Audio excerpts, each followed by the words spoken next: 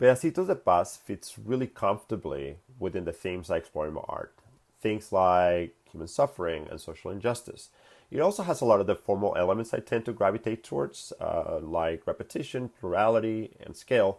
And as with the rest of my works, it is intended to engage the audience visually, but also morally and philosophically. However, Pedacitos de Paz is a little different because this installation has taught me new ways of approaching my own artistic practice. For example, by having an element of performance and introducing aspects of time. These are things I have not done before, but are creating new venues in which I can grow, things that I can explore that will allow me to continue expressing my frustrations with the hypocrisy that I see that exists between the rhetoric of human life and the violent behavior of humanity.